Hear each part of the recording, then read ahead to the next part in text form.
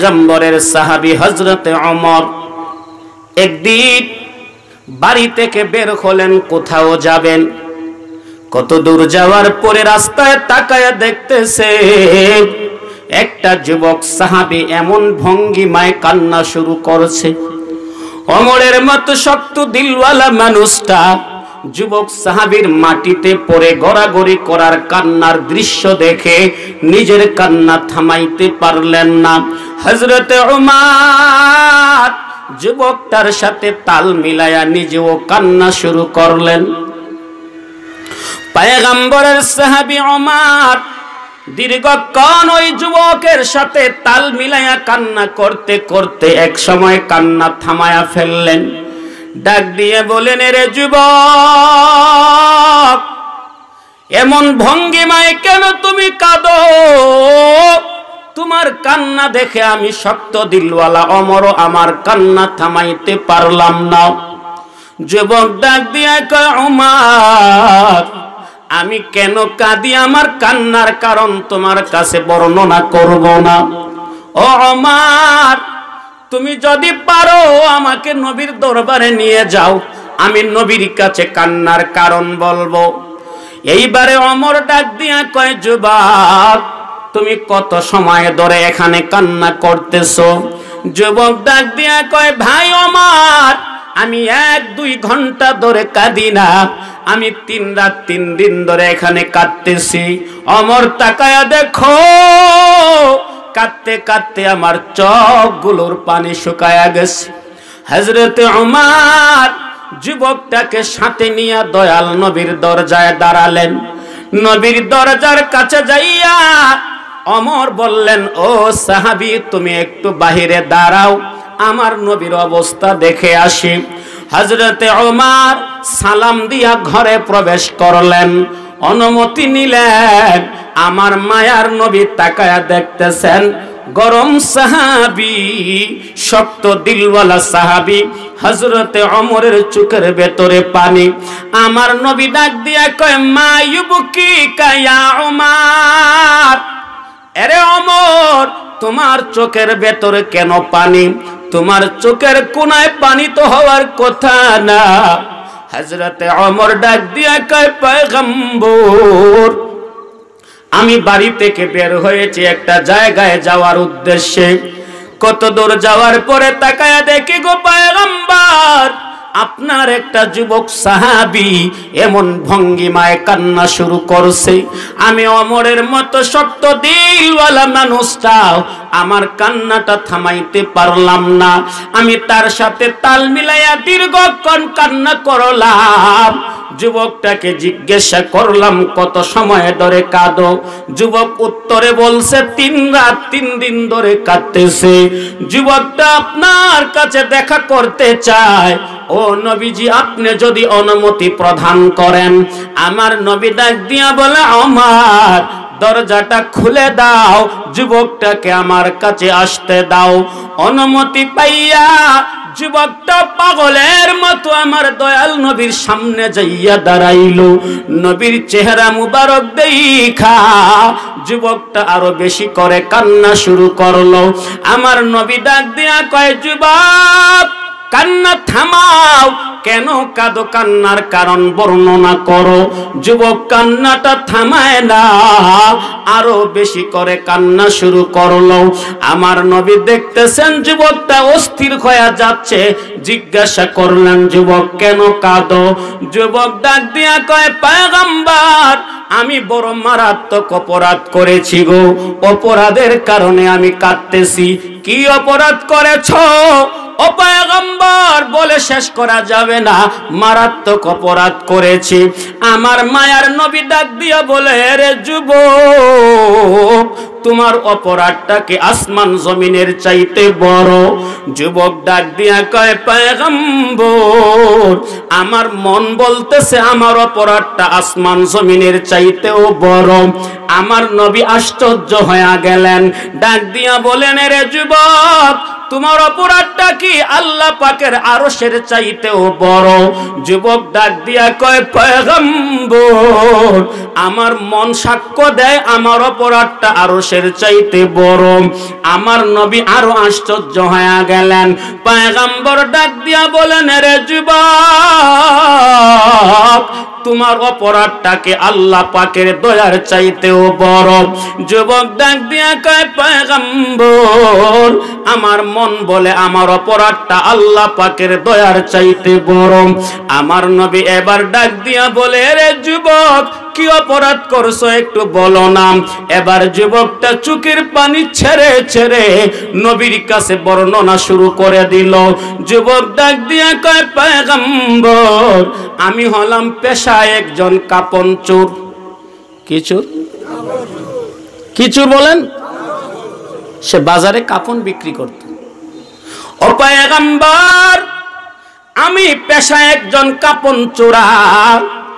মদিনায় শহরে কেউ যদি মারা যায়, রাতের বেলা অপারেশন চালায়া কবরটা খনন করে, কবরের মাটিগুলো সরায়া মৃত মানুষের গায়ের থেকে কাপড়টা খুলে নিয়া ভালো করে দৌত করে ইস্ত্রি করে বাজারে বিক্রি করে আমার সংসার চালাই।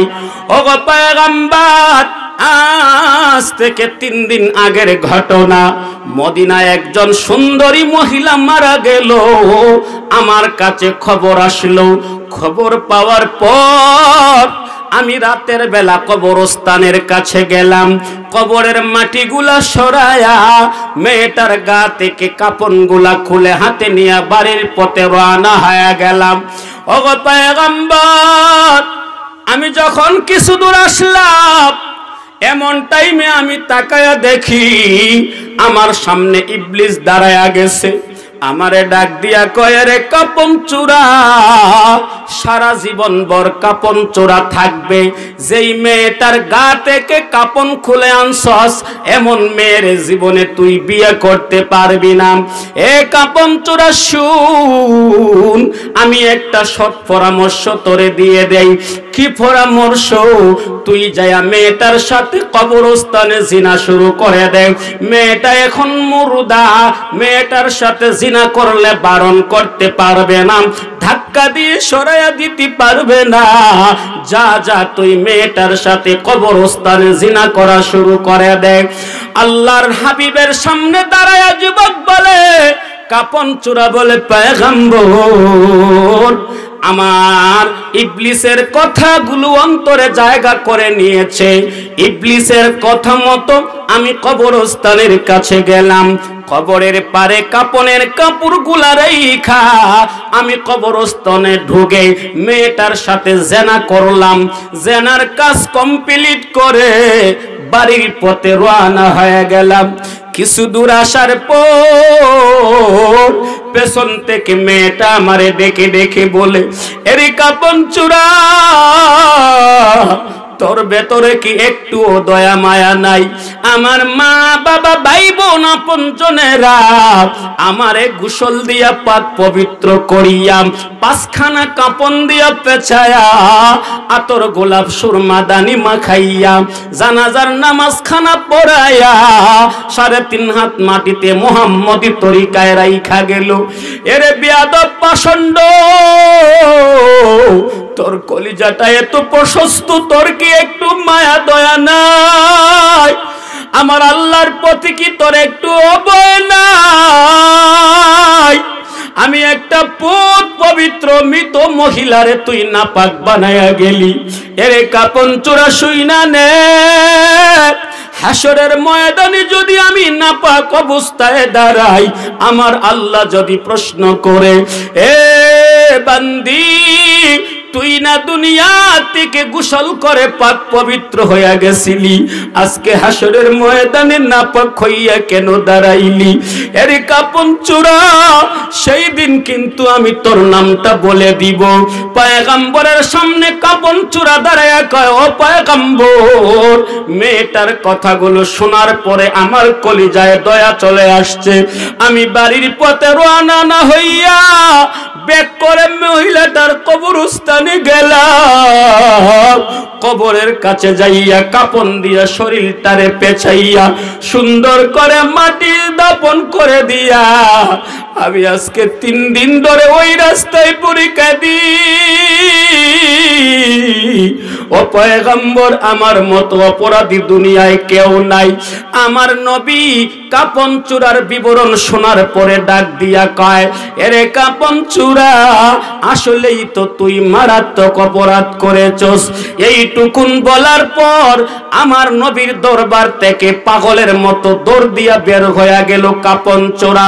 কারণ যদিও সে কাপন চূড়া ওই মাসআলাটা ভালো করে জানে, নবীরা হলেন মুস্তাজাবুদ দাওয়া, নবীদের নেক দোয়া কবুল, নবীদের বদদোয়াও কবুল। কথা বলেন ঠিক কিনা? পয়গম্বরের সাহাবী কাপন চোর যখন দেখলো নবী বলছে তুই মারাত্মক অপরাধ করেছস, নবী যদি বদদুয়া দিয়ে দেয় লোকটার জীবনটা বরবাদ হয়ে যাবে। এজন্য নবীর দরবার ছেড়ে পালাইতে আরম্ভ করলো। কোথায় গেল? নিজের বাড়িতে যায় নাই, বন্ধু বান্ধবের বাড়িতে যায় নাই, শ্বশুর বাড়িতেও যায় নাই, আপন আত্মীয় স্বজনের বাড়িতে যায় নাই, মদিনার শহরের কোনো হোটেলেও ভাড়া থাকে নাই। পাগলের মতো কাপন চূড়া মদিনার সব চাইতে উঁচু পাহাড়ে চলে গেল। সব চাইতে উঁচু পাহাড়ে যাইয়া মালিকের কাছে 2টা হাত বাড়াইয়া ডাক দিয়া কয়, হামদে হে সব তেরে জাতে কিবরিয়া কি ওয়াসিতে। আল্লাহু আকবার কর।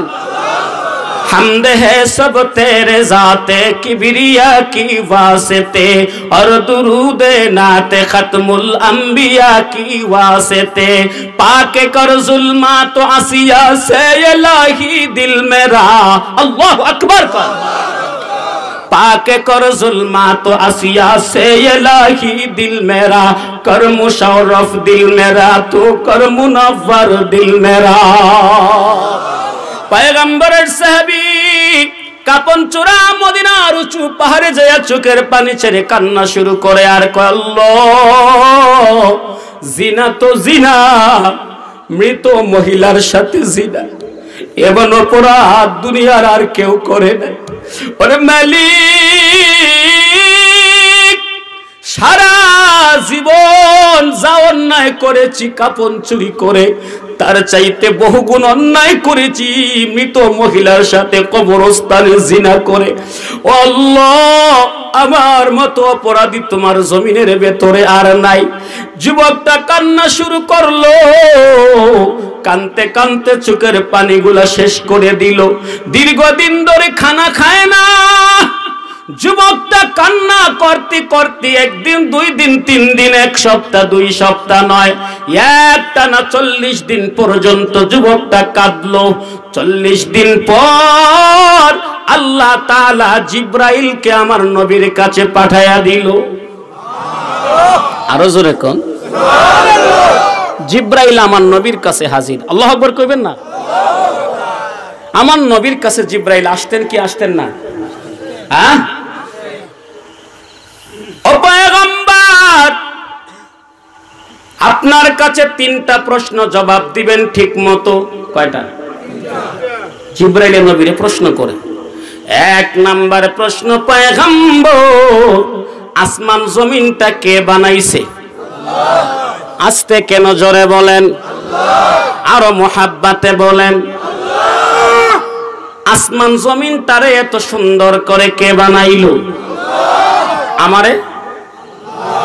আপনারে? আমাদের চোখ দুটারে আল্লাহ কপালের নিচে ফিডিং করছে। যদি বগলের নিচে ফিডিং করত, সুবিধা না অসুবিধা? আমাদের হাত পায়ের নখগুলো যেইভাবে লম্বা হয়, দাঁতগুলো যদি ওইভাবে লম্বা হতো,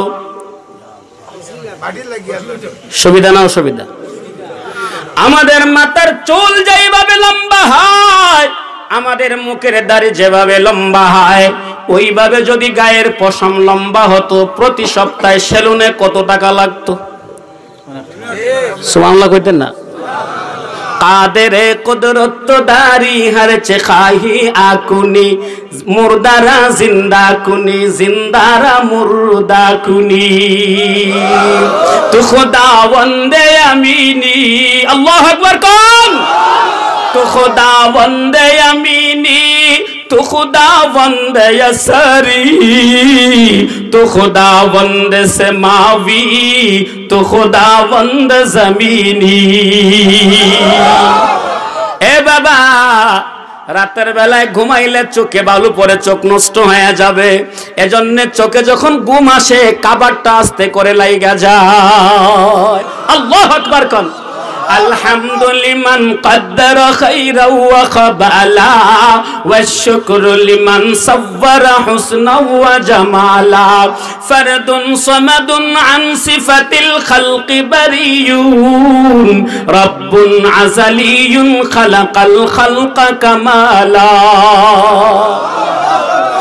কয়টা প্রশ্ন এক নাম্বার প্রশ্ন ও পয়গম্বর আসমান জমিন কে বানাইছে জোরে বলেন দুই নাম্বার প্রশ্ন ও পয়গম্বর আসমান জমিনের মাখলুকাত রে কে খাওয়ায় আল্লাহ আরো জোরে আল্লাহ আপনি আর আমি সবাই মিলে চাইলে খাওয়াইতে পারবো সম্ভব ও পয়গম্বর আসমান জমিনের মাখলুকাত গুলারে কে খাওয়ায় নবী বলে আল্লাহ তিন নাম্বার প্রশ্ন করে ও পয়গম্বর কোন বান্দা যদি গুনাহ করে তার গুনাহ maaf করে কে আল্লাহ জিবরাইল ডাক দিয়া কয় পয়গম্বর আজ থেকে 40 দিন আগে একটা কাপন চূড়া আপনার দরবারে হাজিরা দিয়েছিল বিবরণ শুনে আপনি বলছিলেন তুই মারাত্মক অপরাধী ওগো পয়গম্বর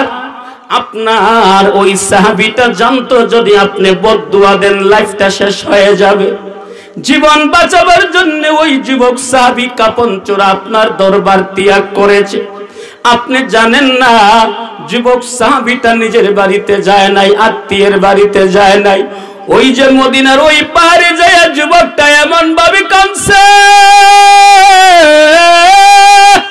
আরশের মালিক খুশি হইয়া খবর পাঠাইছে ওই যুবকটার জিন্দেগীর সব গুনাহ maaf হয়ে গেছে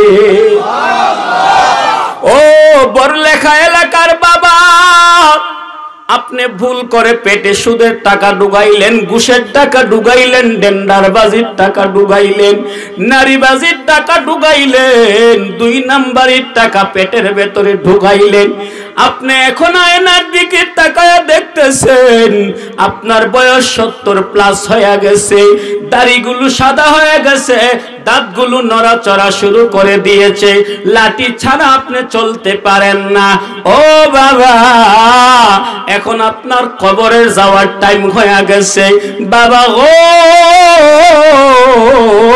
আপনি যে হারাম খাবার পেটে ঢুকাইছিলেন আজকে ফজরের নামাজের আগে ঘুম থেকে উইটা তাহাজ্জুদের নামাজটা আদায় করে ঘরের কোনায় মুসল্লাটা বিছাইয়া হাত দুটা বাড়াইয়া আল্লাহকে যদি বলেন ও মালিক আমি কোটাউড়া গ্রামের আব্দুল্লাহ আমার মতো অপরাধী এই গ্রামের ভেতরে আর কেউ নাই আল্লাহ আমি যৌবন কালে এমন কোন গুনাহ নাই যেই গুনাহ করি নাই আল্লাহ তুমি আমারে maaf করে দাও আল্লাহ আমার গুনাহ যদি আমার গ্রামের মানুষ জানতো আমাকে মসজিদের সভাপতি বানাইতো না মুতাওয়াল্লি বানাইতো না ক্যাশিয়ার বানাইতো না আমার এলাকার মানুষ যদি আমার গুনাহ জানতো আমাকে জুতার মালা গলায় দিয়া গ্রাম থেকে বের করে দিত ও মালিক এই শীতের দিন চলে যাইতেছে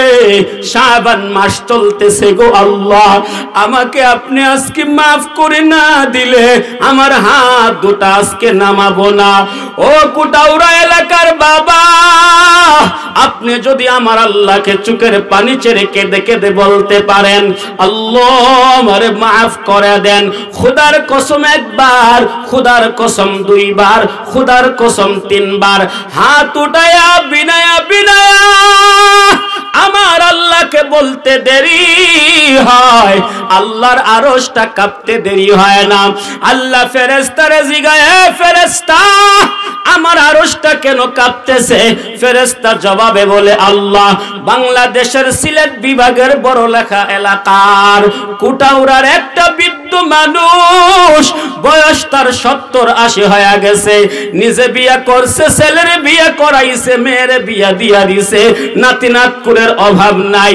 ওই বুড়া মানুষটা রাতের বেলায় তার নীরব কক্ষে ডুইগাও আপনার কাছে তওবা করতেছে জিন্দেগির গুনার জন্য। যৌবন কালে ভুল করে পেটে হারাম খাবার ঢুকাইছিল। ও বাবা, আরশের ফেরেশতারা আল্লাহকে রিপোর্ট দিতে দেরি হয়, আল্লাহ জানায় দেয়, ও ফেরেশতারা তোরা সাক্ষী থাক, কোটাওরা এলাকার ওই বান্দাটারে আমি ক্ষমা করে দিলাম।